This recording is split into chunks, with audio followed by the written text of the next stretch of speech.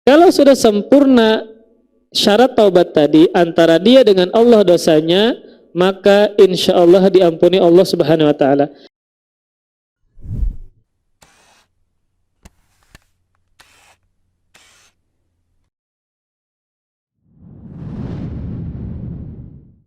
Assalamualaikum warahmatullahi wabarakatuh.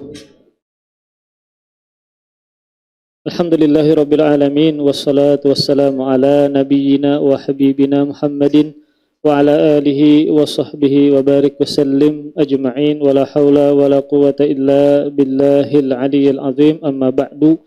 Alhamdulillah, kita bersyukur kepada Allah Subhanahu wa taala pada malam hari ini Allah masih memudahkan kita berkumpul dalam rangka untuk menunaikan tugas kita sebagai seorang hamba Allah Subhanahu wa taala, dalam rangka untuk memakmurkan rumah Allah Subhanahu wa taala, yaitu beribadah. Semoga Allah Subhanahu wa taala senantiasa dan terus memberikan taufik kepada kita, dimudahkan dalam beramal saleh, amin ya rabbal alamin. Kemudian salawat serta salam semoga senantiasa tercurahkan kepada panutan kita Nabi besar Muhammad sallallahu alaihi wasallam, dan kepada para keluarga dan para sahabat dan orang-orang yang senantiasa meniti sunnah beliau sampai hari kiamat kelak, amin ya rabbal alamin. Kita memasuki hadis yang ke-9 dari bab zuhud dan wara, atau hadis yang ke-1485 dari kitab Bulughul Maram, tentang larangan berlebih-lebihan ketika makan. Berlebih-lebihan ketika makan. Anil Miqdam Ibni Ma'di Kariba radhiyallahu anhu qala qala Rasulullah sallallahu alaihi wa alihi wasallam, ma mala'a ibnu Adam wi'an syarran min batnin, akhrajahu Tirmidzi wa hassanahu. Dari sahabat Miqdam bin Ma'di Karib, semoga Allah meridhai beliau berkata, Rasulullah sallallahu alaihi wasallam bersabda, tidaklah anak Adam mengisi wadah yang lebih buruk, yang lebih berbahaya daripada perutnya. Maka hadis ini memang diperdebatkan oleh para ulama tentang kesahihannya. Sebagian ulama memandang bahwa hadisnya terputus sehingga menjadi lemah, sanadnya terputus sehingga menjadi lemah. Sebagian ulama yang lain seperti Imam Tirmidzi dan juga Ibnu Hajar menyebutkan bahwasanya hadis ini adalah hasan. Adapun maksud dan makna dari hadis ini adalah, maka Rasulullah sallallahu alaihi wasallam menjelaskan bahwasanya seorang muslim hendaknya menjaga perutnya ketika dia makan, atau hendaknya seorang muslim tidaklah makan dengan sekenyang-kenyangnya, karena wadah yang paling berbahaya, wadah yang paling buruk untuk diisi adalah perut, sehingga menimbulkan mudarat, sehingga menimbulkan bahaya ketika diisi, yaitu perut, kalau seandainya kita mengisinya secara berlebih-lebihan.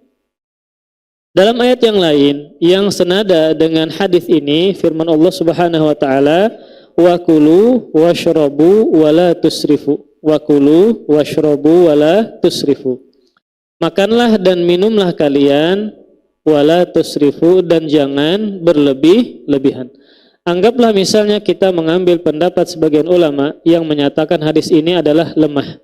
Namun hadis ini maknanya benar karena firman Allah Subhanahu wa taala, wa kulu washrabu wala tusrifu. Makanlah dan minumlah dan janganlah berlebih-lebihan. Karena di antara mudarat dari makan secara berlebih-lebihan atau kekenyangan, menimbulkan rasa malas dan sulit untuk bergerak.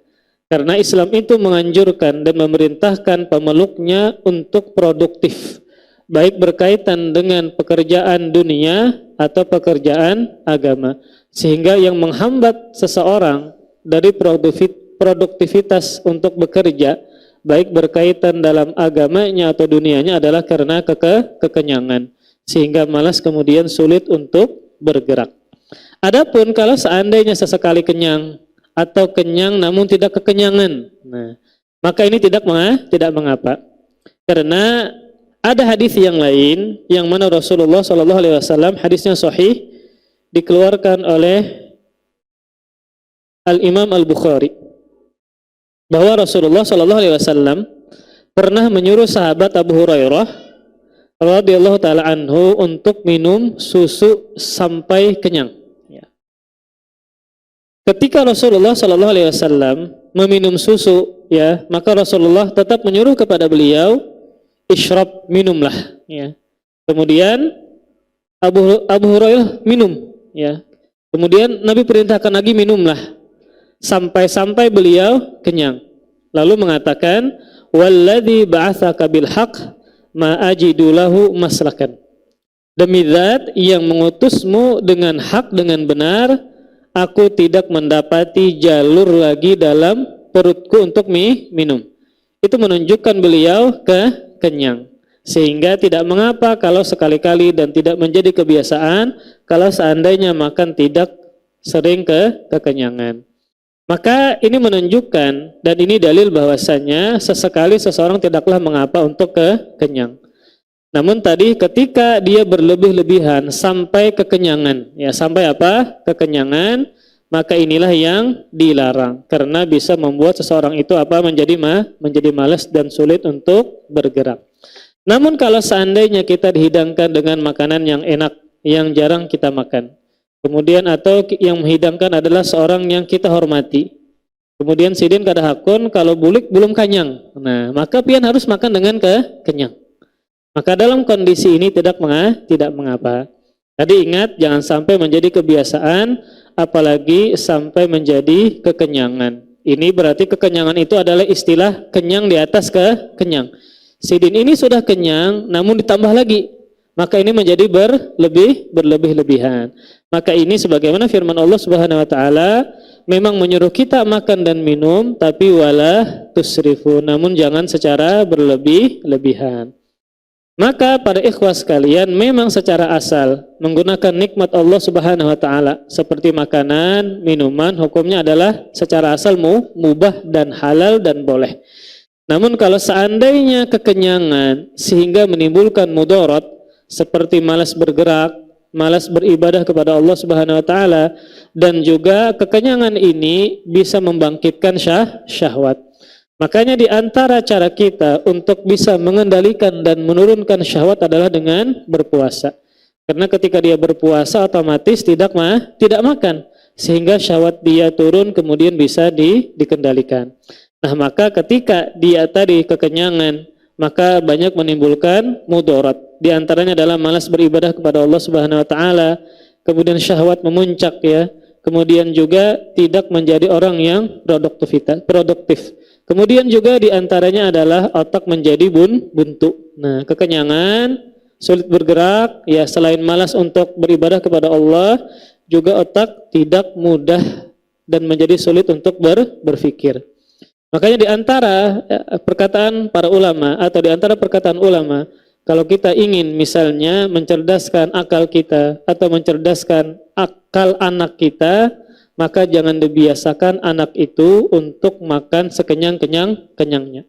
Karena di antara hal yang bisa kita lakukan agar anak kita cerdas, kemudian dia produktif bekerja, kemudian menghafal, ya, rajin beribadah, rajin menghafal dan seterusnya, maka tidak makan secara berlebih-lebihan. Dikhawatirkan malas, kemudian juga otak juga malas, kemudian sulit untuk menghafal. Maka anjuran Nabi SAW berkaitan dengan masalah apapun agar tidak dikerjakan secara berlebih-lebihan. Dalam hadis yang lain, ya, yang ini adalah mauquf sebenarnya, perkataan dari sahabat yang dikeluarkan oleh Al-Imam Al-Baihaqi, khairul umur awsatuha, dan sebaik-baik urusan adalah yang dikerjakan secara pertengah-tengahan, tidak secara berlebih-lebihan. Entah berkaitan dengan beribadah kepada Allah tidak dikerjakan secara berlebih-lebihan, atau misalnya makan, minum dan seterusnya, maka sebaik-baik perkara adalah dikerjakan secara pertengah-tengahan. Adapun faedah dari hadis ini, yang pertama adalah fil hadis bayanul adabi syar'i alladhi yanbaghi an yakuna alaihi al-akil fi miqdari aklihi wa annahu yakfihi akalatun aw luqaimatun yaqumna sulbah. Maka faedah yang pertama, hadis ini menunjukkan tentang adab syar'i yang dijelaskan oleh Islam yang sepantasnya seseorang makan sekedar keperluannya, sekedar apa? Keperluannya, dan dia tidak makan secara berlebih-lebihan. Wa hadza minaz zuhdil mahmud, dan ini adalah zuhud yang terpuji. Ketika dia memakan secukupnya, tidak berlebih-lebihan karena mendatangkan maslahat dan kebaikan yang lain. Entah tadi dia mudah beraktivitas ya karena tidak terlalu kenyang. Entah dia mudah berpikir, mudah menghafal, mudah memahami pelajaran. Kenapa? Karena tidak makan dan minum kekenyangan. Maka ini diantara zuhud yang terpuji ketika dia memakan makanan dengan secukupnya, tidak secara berlebih-lebihan. Kemudian, faedah yang selanjutnya yang kedua adalah fil hadis dhammus syaba' wa tahdhir min mil'il batni wa dzalika li'anna asy-syab'a wa kathratal akli yulidul 'atash fayashrabu katsiran. Hadis ini menunjukkan tercelanya kenyang dan kehati-hatian dari memenuhi perut. Sekalipun makanan secara asal adalah boleh, mubah, namun jangan sampai berlebih-lebihan. Karena di sini Syekh Abdullah Al-Fauzan menyebutkan alasannya, karena demikian kekenyangan tadi dan banyak makan itu akan membuat haus. Kemudian ketika haus maka banyak minum. Sehingga apa? Kekenyangan. Banyak makan, banyak minum sehingga apa? Kekenyangan. Kemudian hadis ini menunjukkan dalil ala kamali hadis syariah, dalil atas sempurnanya syariat ini. Kenapa demikian? Haitsu ja'at bima fihi salahun nas fi dinihim wa dunyahum wa badanuhum. Karena hadis ini menjelaskan tentang kemaslahatan manusia, entah dalam perkara agama mereka ya, atau dunia mereka, atau fisik mereka. Maka dalam hal menjaga agama kita, menjaga dunia kita, bahkan menjaga fisik dan tubuh kita, maka syariat menjelaskan tentang adab-adab makan. Bagaimana yang dianjurkan, bagaimana yang dilarang. Maka tidaklah makan dan minum secara berlebih-lebihan. Namun tadi kita sebutkan apakah boleh kenyang, maka jawabannya boleh. Namun jangan sampai dibiasakan atau secara berlebih-lebihan karena terdapat banyak maslahat ketika dia makan secukupnya, tidak berlebih-lebihan. Kemudian lanjut ke hadis yang berikutnya, hadis yang ke-10 atau hadis yang 1486 dari secara keseluruhan. Babu majaa fi fadlit taubah, hadis tentang keutamaan bertaubat kepada Allah Subhanahu wa taala. Setelah menjelaskan tentang hal yang dilarang ketika makan, tatkala kepenuhan perutnya, maka penulis menyebutkan tentang keutamaan dari bertaubat kepada Allah Subhanahu wa taala. Maka bisa jadi hubungannya adalah karena faktor syahwat menjadi bangkit sehingga dia tidak bisa menahan syahwatnya dan bermaksiat kepada Allah adalah faktor makanan. Kemudian baru dijelaskan tentang bertaubat kepada Allah Subhanahu wa taala. Wa an Anas radhiyallahu taala anhu qala Rasulullah sallallahu alaihi wasallam kullu bani Adam khatta'un wa khairul khatta'ina tawwabun.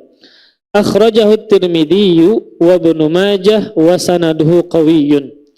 Dari sahabat Anas bin Malik radhiyallahu taala anhu, Rasulullah sallallahu alaihi wasallam bersabda, seluruh anak Adam senantiasa banyak melakukan kesalahan. Dan sebaik-baik orang yang banyak melakukan kesalahan adalah banyak bertaubat. Sering salah maka diimbangi dengan sering bertaubat. Hadis ini dikeluarkan oleh Imam Tirmidzi ya, dan juga Ibnu Majah dan sanadnya kuat.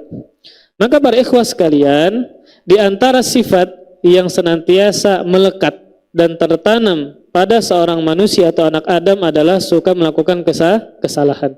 Baik secara sengaja maupun tidak sengaja. Makanya sebab di antara banyak salah adalah lupa. Sebab banyak salah adalah karena faktor lupa. Makanya manusia dalam bahasa Arab artinya apa? Bahasa Arabnya ada dua ya, ada tiga malah. Nasun atau insun atau insanun. Nasun, insun, insanun. Semuanya artinya apa? Manusia. Akar dari kata ini, dari kata nasiya yansa, artinya apa? Lupa. Artinya apa? Lupa. Karena manusia adalah tempatnya salah dan lupa. Nah, tempatnya apa? Salah dan lupa. Bahkan salah dan lupa ini adalah sifat jibiliyah, sifat watak yang dimiliki oleh setiap manusia. Maka tidak mungkin kita manusia ini, sealim apapun dia, sehebat apapun karangan dia, pasti banyak memiliki kesalahan. Karena dia adalah makhluk yang memiliki watak banyak salah, juga banyak lupa, maka harus diimbangi dengan banyak bertobat dan istighfar kepada Allah Subhanahu wa taala. Maka hadis ini umum, manusia apapun tingkatannya, mau dia ulama atau bukan ulama, mau dia orang kaya atau bukan orang kaya, mau dia jabatannya tinggi atau tidak, mau dia orang mulia atau sebaliknya, tetap dia banyak memiliki kesalahan. Maka para ikhwah sekalian, hadis ini ya menunjukkan bahwasanya kita memiliki watak suka melakukan kesalahan. Namun kalau dikerjakan secara sengaja ya dan menimbulkan dosa, maka harus banyak beristighfar dan bertobat kepada Allah Subhanahu wa taala. Kemudian hadis yang lain yang semakna dengan hadis ini, hadis kudusi, firman Allah Subhanahu wa taala, hadis yang sahih yang dikeluarkan oleh Imam Muslim dari sahabat Abu Dzar Al-Ghifari. Allah Subhanahu wa taala berfirman yang menunjukkan kita sering melakukan kesalahan. Ya ibadi innakum tukhti'una bil-laili wan-nahar wa ana aghfirudz dzunuba jami'a fastaghfiruni aghfir lakum. Kata Allah Subhanahu wa taala, wahai hamba-hambaku, sesungguhnya kalian sering melakukan kesalahan di malam hari dan di siang hari. Di sini Allah menyebutkan dua kondisi, malam dan siang kita suka melakukan kesalahan. Jadi di sini didahulukan malam baru siang ya. Karena memang sebagian keburukan dan tindak kriminal itu banyak terjadi di malam hari. Makanya dalam surah Al-Falaq ya, Allah Subhanahu wa taala menyuruh dan memerintah Rasulullah sallallahu alaihi wasallam agar berlindung dari 4 hal. Maka yang kedua, Allah menyuruh Rasulullah min syarri ghasiqin idza waqab. Engkau berlindunglah kepada Rabb, kepada Tuhan yang menguasai waktu subuh dari keburukan malam apabila gelap gulita. Kenapa demikian? Karena memang banyak orang-orang yang melakukan kemaksiatan di malam hari. Kemudian juga banyak binatang yang muncul di malam hari. Bahkan jin juga banyak mengganggu di malam hari. Maka termasuk banyak keburukan, tindak kriminal itu terjadi di malam hari. Maka di sini Allah Subhanahu wa taala berfirman, wahai hamba-hambaku, sesungguhnya kalian sering melakukan kesalahan malam dulu baru siang. Malam hari dan di siang hari. Kemudian kata Allah Subhanahu wa taala, wa ana aghfirudz dzunuba jami'a, dan aku senantiasa mengampuni seluruh dosa. Karena Allah Subhanahu wa taala mengampuni dosa, maka Allah menawarkan fastaghfiruni aghfir lakum. Maka kalian minta ampunlah kepadaku, niscaya aku ampuni dosa-dosa kalian. Makanya dalam surah Nuh ya, ketika Allah Subhanahu wa taala menawarkan segala jenis kebaikan, yang kebaikan ini datangnya dari langit ya, datangnya dari perut bumi. Apa tawaran Nabi Nuh kepada kaumnya? Beristighfar dan minta ampun, bertobat kepada Allah Subhanahu wa taala. Maka keberkahan dari langit, keberkahan dari bumi akan diberikan kepada orang yang banyak beristighfar dan bertobat kepada Allah Subhanahu wa taala. Karena memang pada asalnya segala jenis kesempitan, kesulitan hidup itu faktor apa, Pak? Faktor dosa. Ngalih bawa urusan, anak ngalih bawa urusan, bini macam-macam. Jadi ketika banyak yang terjadi kepada kita problem dan kesulitan hidup, maka pian harus sadar itu karena faktor dosa kita sendiri. Maka itu menunjukkan bahwasanya dosa-dosa itu adalah faktor kesulitan dalam hidup kita. Dan dimudahkan, dilonggarkan, dihilangkan dengan apa? Dengan bertobat istighfar kepada Allah Subhanahu wa taala. Makanya ada cerita yang sering kita dengar seorang imam tabi'in Al-Hasan Al-Basri. Ketika banyak orang yang meminta pendapat kepada beliau. Misalnya ada orang yang mengeluhkan saya sulit untuk mendapatkan rizki.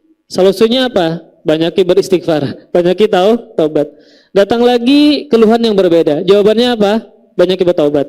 Datang lagi keluhan berbeda. Jawaban sidin apa? Banyaki bertaubat.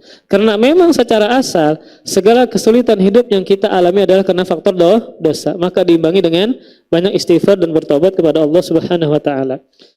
Kemudian juga bagaimanapun kita berusaha istiqomah di jalan Allah Subhanahu wa taala, berusaha agar jangan berdosa, tetap pasti ada lalainya.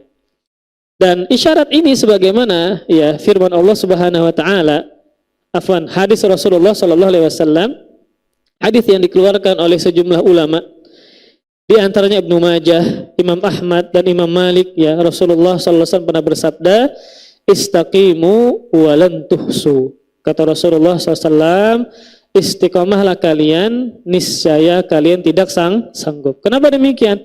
Pasti ada lalainya, pasti ada terputusnya. Namun ketika lalai dan terputus dari istiqomah, harus ditambal dengan apa? Istighfar dan bertobat kepada Allah Subhanahu wa taala. Kadang ada orang yang istiqomah, misalnya dia hendak ke majelis ilmu agama. Setiap hari misalnya dia berusaha untuk hadir ke majelis ilmu agama. Maka terkadang ada putusnya, ya, entah ketika dia sakit, ya, atau ketika dia lalai, ketika dia futur. Nah, maka harus diimbangi dengan bertobat sehingga dia dimudahkan kembali untuk istiqomah. Maka ini para hadirin hadirat, semoga Allah Subhanahu wa taala memberikan kita keistiqomahan. Maka ketika seseorang itu futur, ya, lalai, ya, beribadah kepada Allah, futur dalam menuntut ilmu agama, ya, maka harus diimbangi dengan bertobat. Karena sulitnya seseorang beribadah karena faktor dosa. Bukankah Allah Subhanahu wa taala berfirman, wa may yattaqillah yaj'al lahu min amrihi yusra.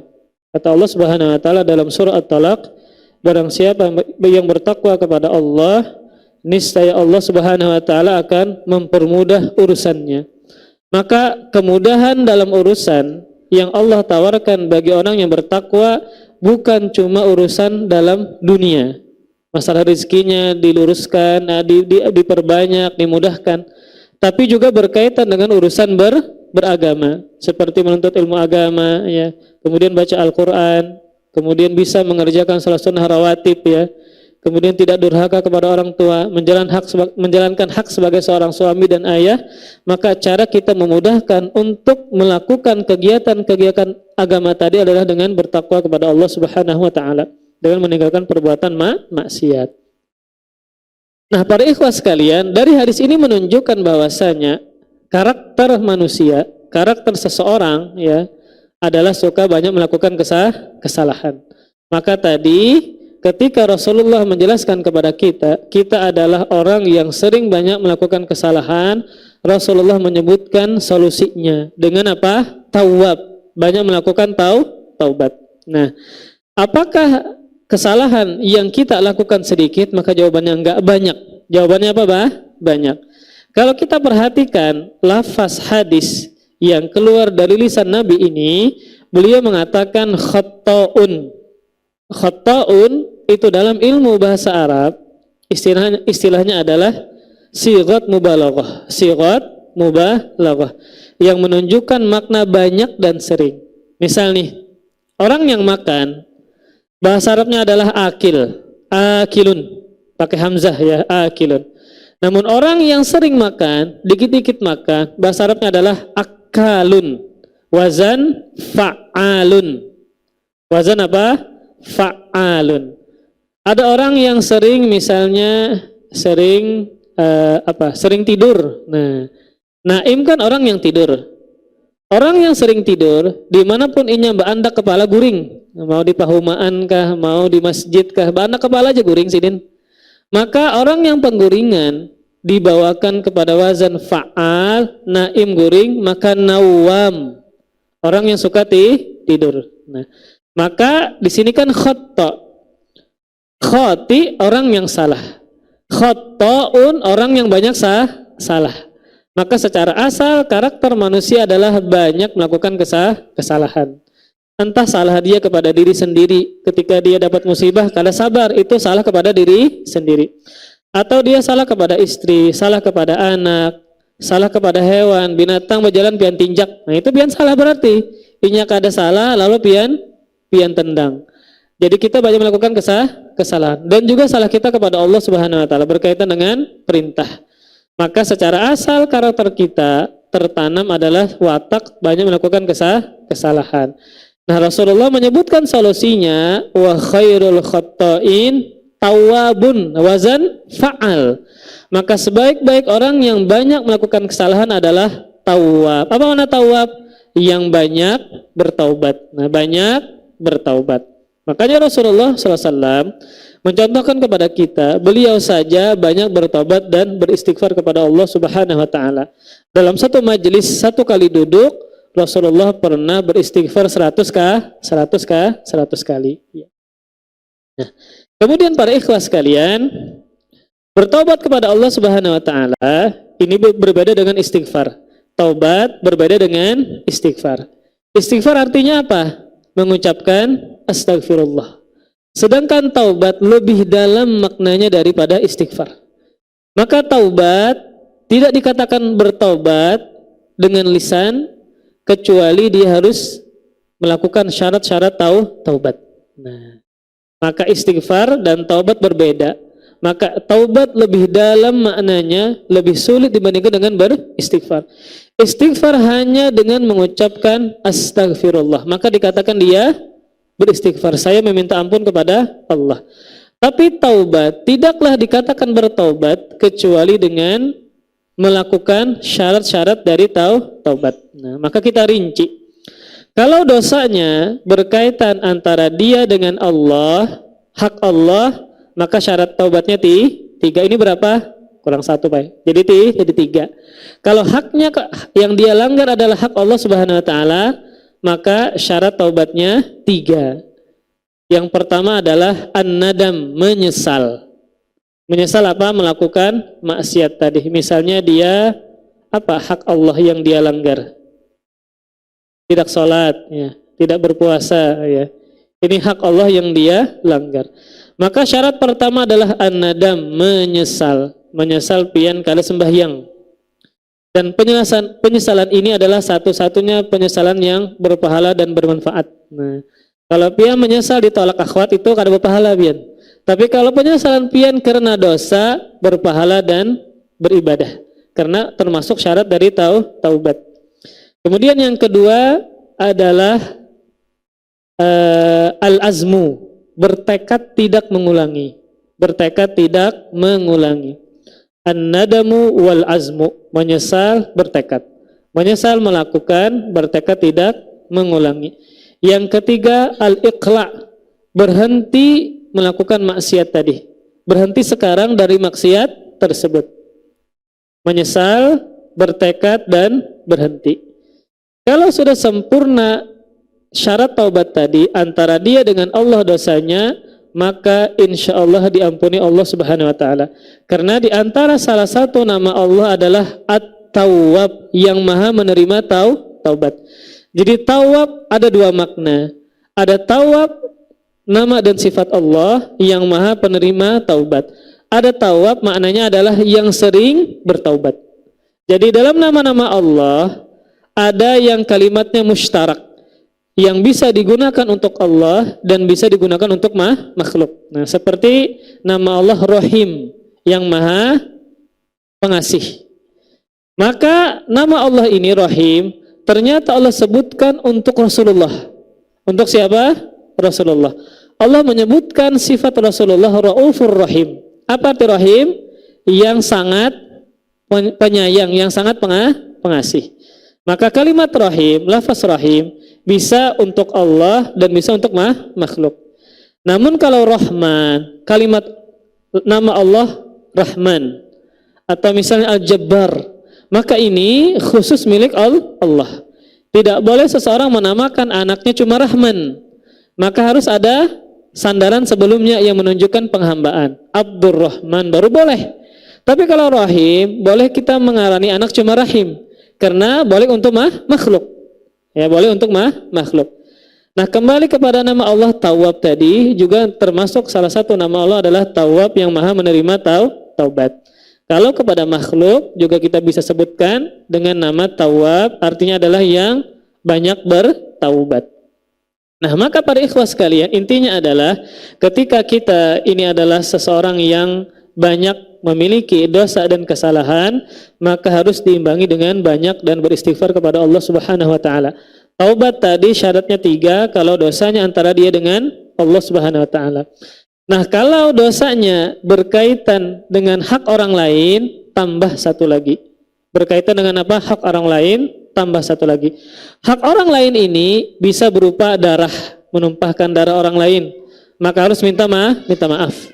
Harus apa? Minta maaf.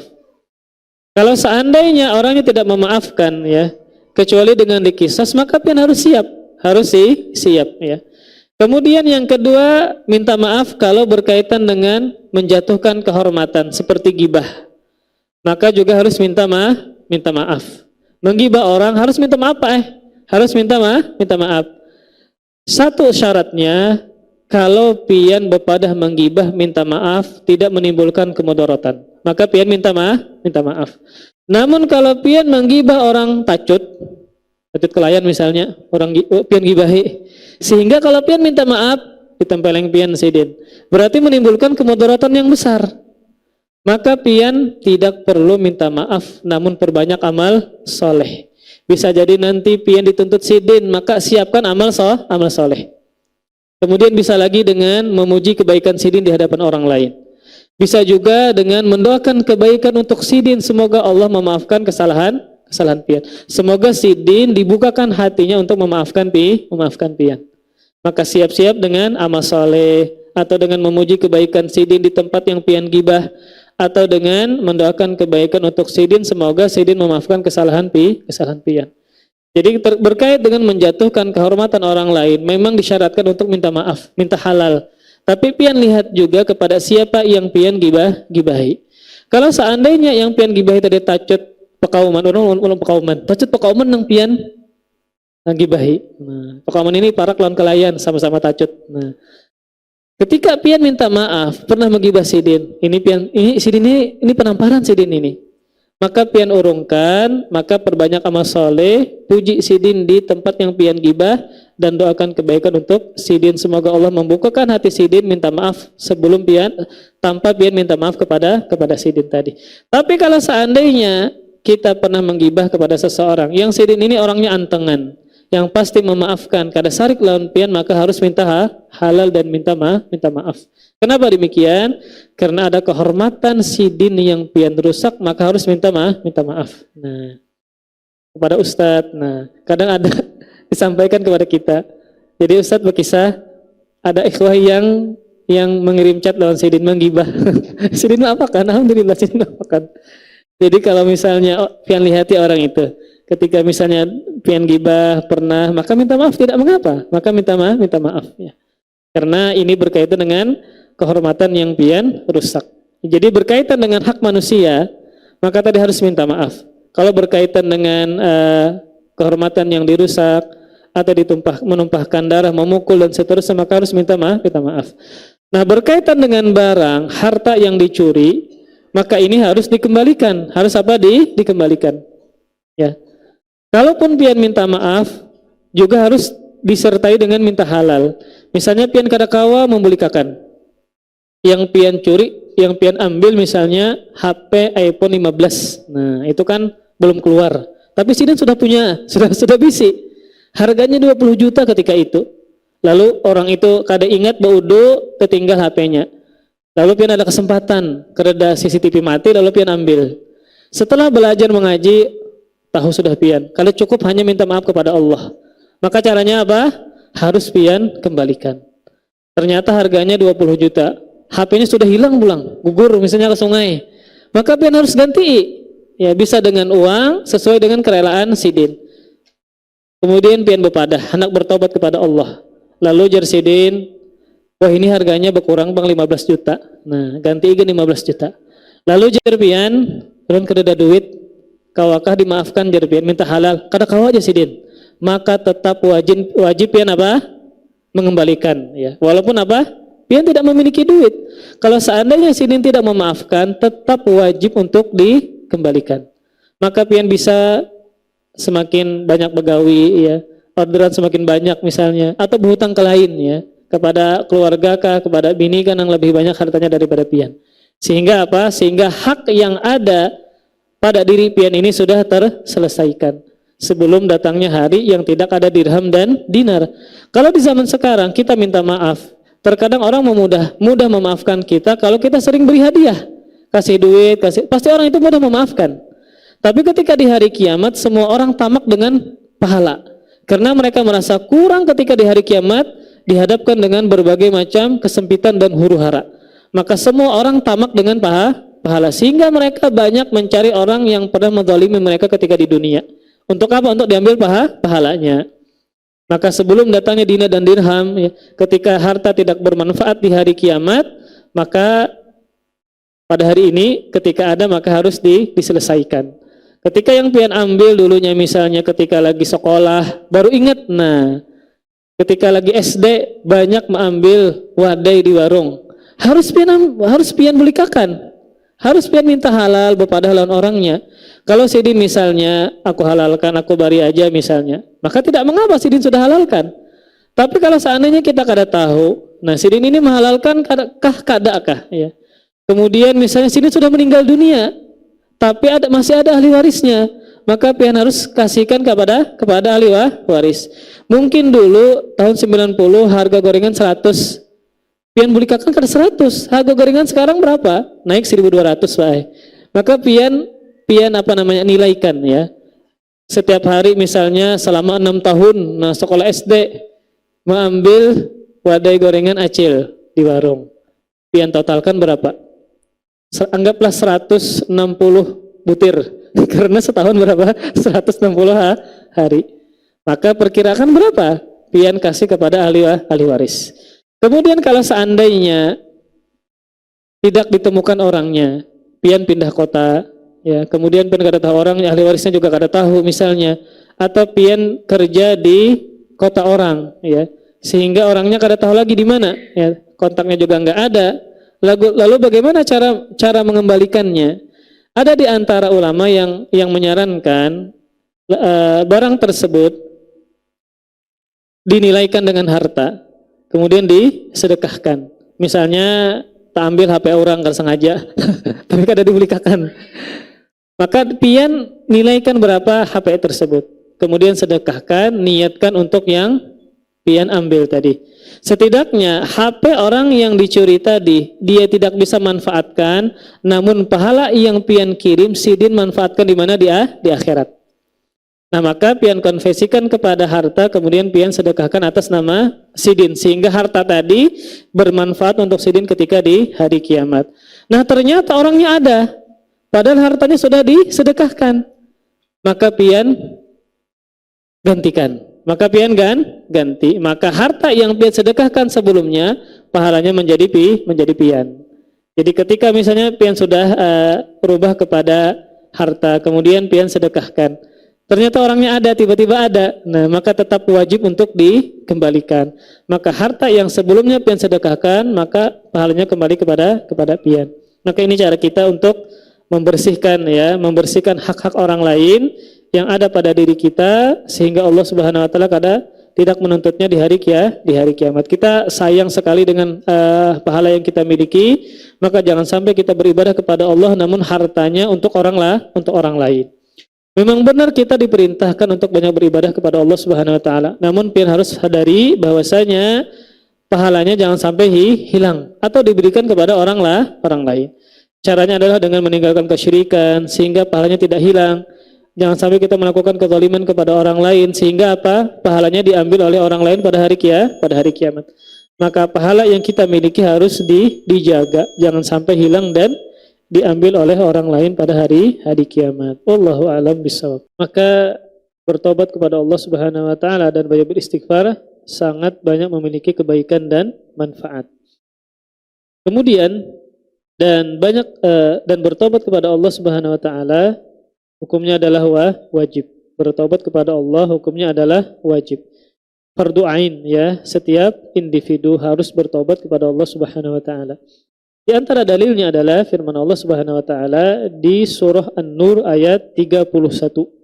Watubu ilallahi jami'a ayyuhal mu'minuna la'allakum tuflihun. Kata Allah Subhanahu wa taala, bertobatlah kalian seluruhnya wahai orang-orang beriman, semoga kalian beruntung, agar kalian mendapatkan keberuntungan. Maka di sini Allah Subhanahu wa taala menyuruh kita agar bertaubat. Maka hukum asal dari perintah adalah wajib. Maka wajib untuk kita bertaubat kepada Allah Subhanahu wa taala. Kemudian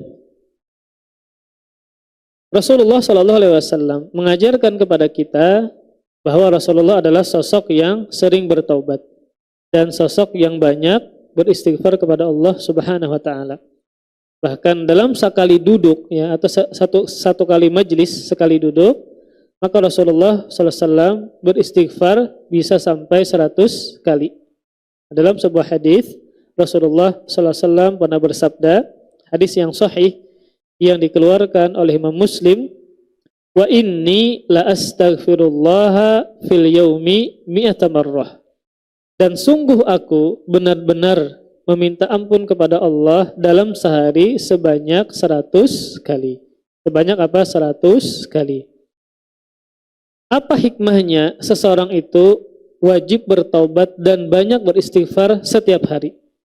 Maka hikmahnya adalah, hikmah yang paling besar adalah agar kalau nyawanya dicabut oleh Allah Subhanahu wa taala dalam keadaan sudah beristighfar dan bertaubat kepada Allah Subhanahu wa taala.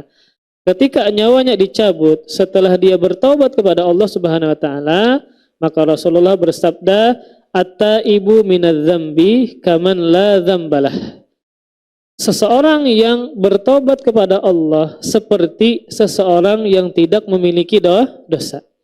Maka ketika nyawanya dicabut oleh Allah Subhanahu wa taala dan sebelumnya dia telah bertaubat dengan sebenar-benar taubat, maka dia tidak memiliki dosa dan meninggal dunia dalam keadaan husnul khatimah. Dalam keadaan husnul khatimah. Maka inilah hikmah yang paling besar dari seseorang banyak beristighfar dan bertobat kepada Allah, agar siapa tahu nyawanya hari itu dicabut, detik itu dicabut dalam keadaan sudah bertaubat kepada Allah Subhanahu wa taala, sehingga tidak memiliki dosa, husnul khatimah, masuk ke dalam surganya Allah Subhanahu wa taala, insyaallah Subhanahu wa taala.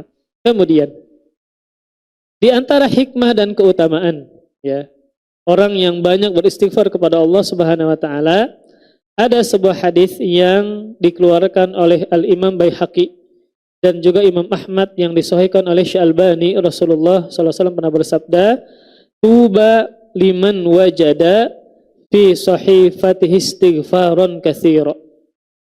Tuba diterjemahkan dengan beruntung. Di antara para ulama banyak menyebutkan makna tuba. Para pensyarah hadis banyak menyebutkan makna tuba. Nah, bukan danau, bukan itu danau Toba, ini tuba.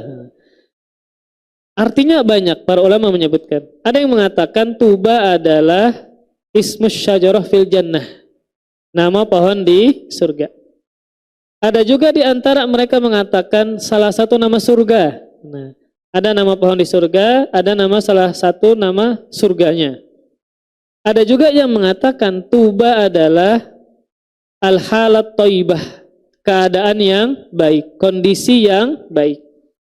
Wal aisyut thayyib, dan kehidupan yang baik. Nah, dan makna-makna ini saling mendukung, bahwa bisa maknanya kita bawakan adalah salah satu nama surga, bisa kondisi yang baik, kehidupan yang baik. Karena saking banyaknya manfaat dari istighfar, banyak menyebutkan kebaikan-kebaikan, entah kebaikan dunia atau kebaikan akhirat. Maka sabda Rasulullah SAW, tuba liman wajada fi sahifatihi istighfaran katsira. Sungguh beruntung, entah masuk surga, ya, kondisi yang baik, penghidupan yang baik, bagi orang yang mendapati catatan amalnya banyak istighfarnya. Banyak apa? Istighfarnya. Dia banyak minta ampun kepada Allah Subhanahu wa taala. Ternyata catatan amalan yang dia terima dengan tangan kanannya, ternyata isinya banyak apa? Istighfar kepada Allah Subhanahu wa taala. Dan Rasulullah mempraktikkan demikian, bahwa setiap hari maka bisa Rasulullah sampai 100 kali. Nah, maka kalau kita ingin mendapatkan kebaikan yang banyak, manfaat yang banyak, maslahat yang banyak adalah dengan banyak beristighfar kepada Allah Subhanahu wa taala. Di antara dalilnya adalah yang menunjukkan orang yang banyak istighfar bukan cuma maslahat akhirat tapi maslahat dunia. Yaitu firman Allah Subhanahu wa taala yang menghikayatkan perkataan Nabi Nuh alaihissalam. Nabi Nuh mengatakan kepada kaumnya, "Faqul tastaghfiru rabbakum innahu kana ghaffara yursilis sama alaikum midrara wa yumditkum bi amwali wa banin wa yaj'al lakum jannat wa yaj'al lakum anhara." Kata Nabi Nuh menawarkan kepada kaumnya yang ketika itu kaumnya ini mengalami kekeringan dan tandus. Dan tawaran Nabi Nuh sesuai dengan kondisi mereka saat kekeringan. Istaghfiru rabbakum. Kalian minta ampunlah kepada Allah. Kenapa? Innahu kana ghaffara. Sesungguhnya Allah Maha Pengampun. Kalau kalian minta ampun kepada Allah Subhanahu wa taala, apa yang Nabi Nuh tawarkan? Yang Nabi Nuh tawarkan adalah kemaslahatan dunia. Niscaya Allah menurunkan hujan kepada kalian, yang mana kondisinya sangat cocok dengan yang mereka harapkan adalah hujan, karena lagi kemarau. Bukan cuma hujan, wa yumditkum bi amwal wa banin, dan Allah memperbanyak anak keturunan dan harta kepada kalian. Makanya di antara jawaban Al-Imam Al-Hasan Al-Basri ketika ada orang yang datang mengeluhkan tidak punya anak, maka di antara saran beliau adalah banyaki apa? Istighfar. Banyaki istighfar kepada Allah Subhanahu wa taala. Di antara dalilnya adalah wa yumditkum bi amwali wa banin. Dan Allah memperbanyak harta dan anak kepada kalian. Kemudian dan Allah menjadikan bagi kalian jannat, kebun-kebun, wa anhara, dan sungai.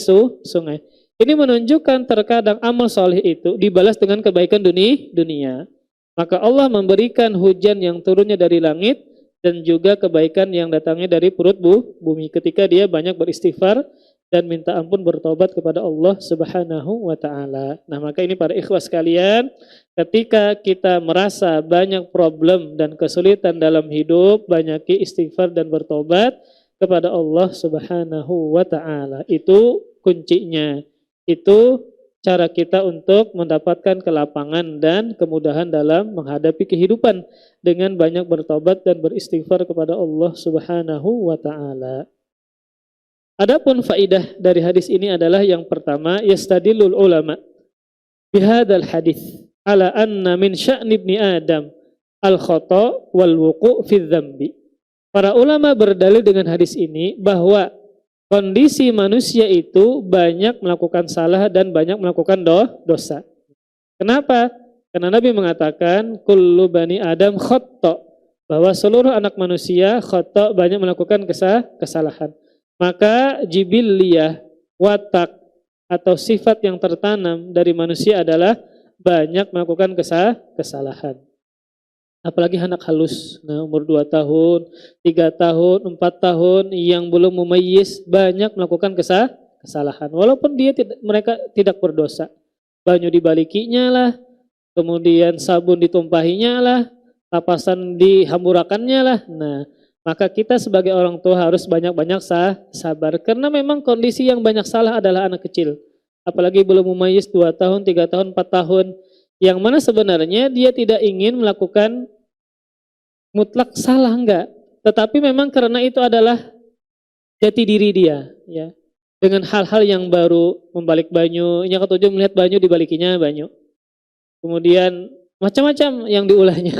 Karena memang dia mencari jati dirinya anak-anak itu, ya. Maka sebagai orang tua kita harus memang banyak-banyak sabar. Makanya ilmu untuk menghadapi anak-anak itu cuma satu sebenarnya, sabar. Kalau pian sabar, nyaman berpikir, nyaman batanang. Kalau sabar, kalau sabar kali berpikir. Nah, jadi itu kalau menghadapi kesalahan anak. Sebetulnya cuma satu kuncinya harus sabar. Karena kalau pian sabar, tetap tenang, nyaman berpikir, nyaman mencari solusi. Kalau ada anak salah, langsung kita kalut, langsung panik, langsung kuciak-kuciak. Kayak apa pian hendak mencari solusi? Ya. Makanya harus sabar, nyaman berpikir, nyaman mencari solusi, ya. Kemudian kita bersihkan tadi tumpahannya, macam-macam, sehingga bisa selesai masalahnya, ya. Tanpa harus teriak-teriak dan seterusnya. Ini pengalaman pribadi, Bang. Jadi harus banyak-banyak apa? Sabar, ya. Supaya urat nang digulu kada tegang, sakit kepala pian gana. Kemudian di antara faedah dari hadis ini adalah Imam Qurtubi mengatakan bahwa ittafaqatil ummah ala anna taubah fardun alal mu'minin. Para umat atau ulama sepakat bahwasanya taubat kewajiban setiap orang beriman. Kenapa demikian? Karena karakter dia banyak melakukan salah dan dosa, maka harus diimbangi dengan banyak bertobat, sehingga wajib hukumnya bertobat kepada Allah Subhanahu wa taala. Wallahu alam bissawab. Insyaallah kita akan teruskan di pertemuan berikutnya. Ini selesai sudah 11 hadis berkaitan dengan bab zuhud dan wara'. Nah, yang selanjutnya kita membahas tentang hadis-hadis berkaitan dengan sifat dan akhlak buruk. Nah, banyak disebutkan oleh Ibnu Hajar Al-Asqalani, namun sifat buruk nomor 1 yang beliau sebutkan adalah hasad. Hasad.